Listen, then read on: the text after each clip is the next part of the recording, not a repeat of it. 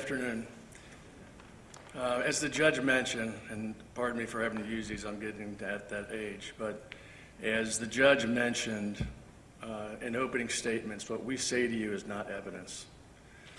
The purpose of it, as she related, is to put this in some form of organization for you, because many times we have to call witnesses out of turn, and sometimes they don't fall directly in the same exact piece that they have to fall in for people to understand it.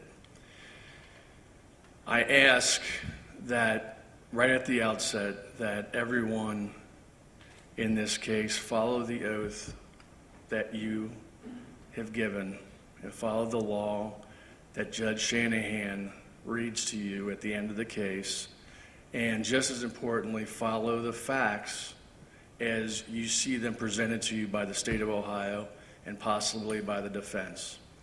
You guys are the judges of fact, and you make the determination who to believe, what piece of evidence to believe, and things of that nature. That being said, a few years ago, 3 or 4 years ago, the university had an uptick in violent crime, not just on campus, but around the campus area. And they warned students about the violence that was occurring, armed robberies and things of that nature. They asked them not to walk by themselves. And they increased police presence, not just on campus, but they signed an agreement with the city of Cincinnati to be able to go out beyond the campus and do some patrolling. And frankly, generally speaking, these are positive steps to keep the students safe. Tenzing was one of the officers hired by the University of Cincinnati Police. The University of Cincinnati Police is a university police department. They go through the same training and procedures as municipal police departments. On Sunday afternoon, July 19th, 2015, when most students are home for the summer and people were going about doing their usual weekend activities, it was a very warm day that day. Tenzing was on patrol, and he was stopping motorists for no front license plate. It was this type of stop that put him in direct contact with Sam DuBose. It was a legitimate traffic stop. Even though Sam DuBose was able to produce the front plate, and you'll see the video of this, it was still lawful for Tenzing to ask him to step out of the car when he could not produce a valid driver's license. Up to that point, everything was fine. And by the way, unknown at that time to Tenzing, or even later, days after this occurred, it was discovered that Sam had some amount of marijuana in the car. That was legitimate. What Tenzing did next was not legitimate. It was murder. It was totally contrary to the training he had received. It was totally contrary to the rules and regulations of the University of Cincinnati Police Department.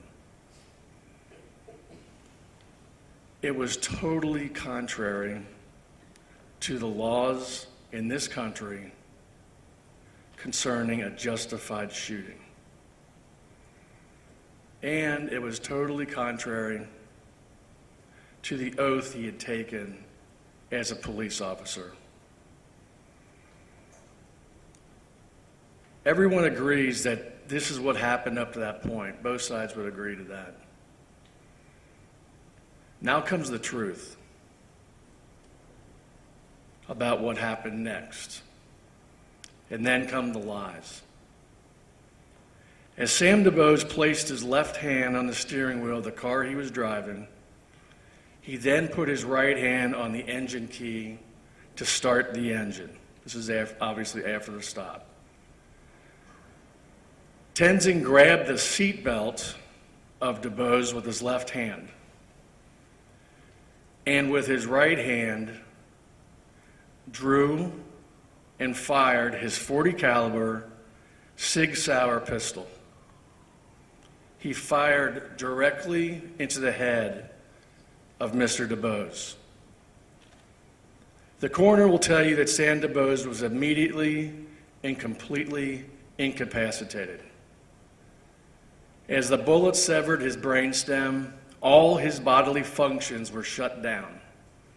He died within seconds. Mr. DuBose's foot was in the process of coming off the brake and moving to the accelerator when he was shot.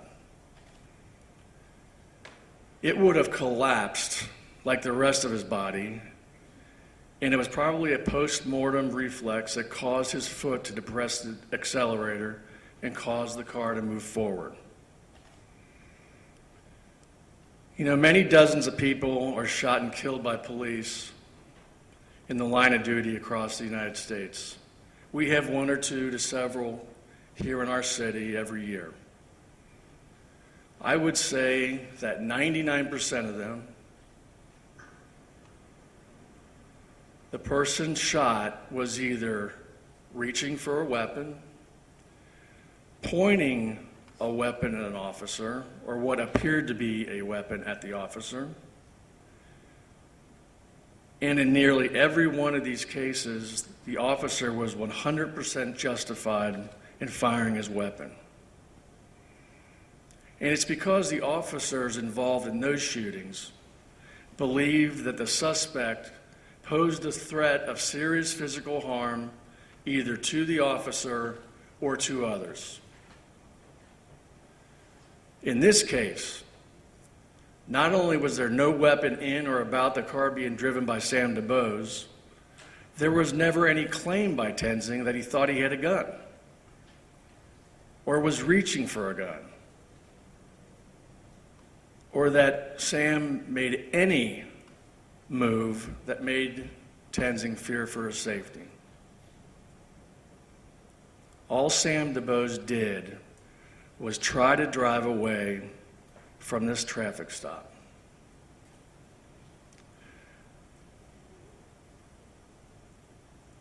The following true facts you will see captured on Tenzing's body cam. You heard about it in voir dire. This little camera sits here and records. And thank God we have a body cam. You will actually see Tenzing grabbing the seatbelt with his left hand and trying to keep DuBose from driving away. As soon as DuBose reached for the ignition switch with his right hand, Tenzing was already going for his gun. You will witness how Tenzing pulled his gun and how he had it moving towards the head of Sam DuBose prior to the car even moving an inch. You will see when the car slowly begins to move. At that point, Tenzing's gun was already pointed at the head of Sam DuBose. Less than 1 second later, the car moved a little more than a foot, and Tenzing shot Sam DuBose in the head, causing his death within seconds. Now comes Tenzing's lies. His version is unsupported by any other witness or any other evidence. When interviewed 2 days later by Cincinnati Police Department's homicide unit, after he had viewed the tape, he went into great detail how he had reached the car through the steering wheel with his left arm in an attempt to turn the ignition of the car Mr. DuBose was driving off. By the way, it's completely contrary to any of his training. And when you watch the tape, you're going to know that that is false. You're going to see or hear how he claims his left arm got tangled in the steering wheel. False. How the car sped up with him stuck. False. How he was being dragged along the pavement by his left arm. False. How he claimed his body was almost pulled parallel to the ground. False. His feet were dragging along the blacktop. False. How he believed he was going to get pulled under the car as it sped up the street. Again, false.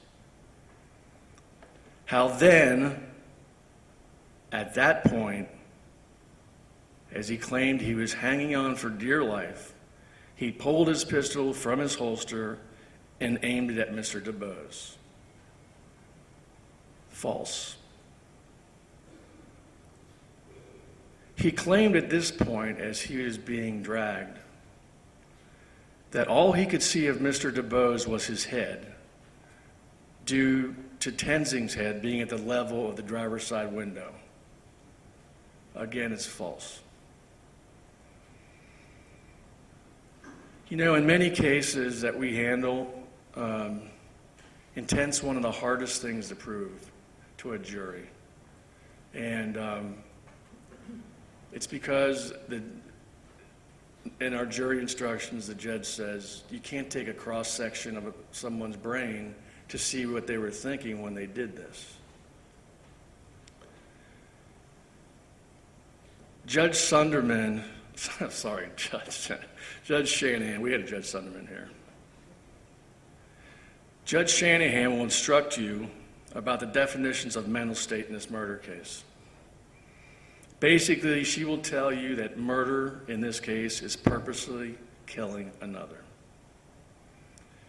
The evidence will show that this case is amazingly simple in terms of proving intent.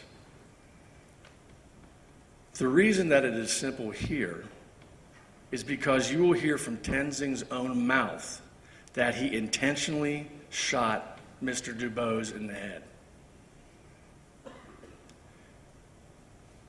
The evidence is going to show you that this tragic case, this murder, was totally unwarranted, was completely intentional, and was truly unjustified. I ask that you pay close attention to the facts of this case, that you follow Judge Shanahan's instructions as you swore to do. And if you do that, I submit that you will find Ray Tenzing guilty as charged of murder. Thank you. Thank you, Judge.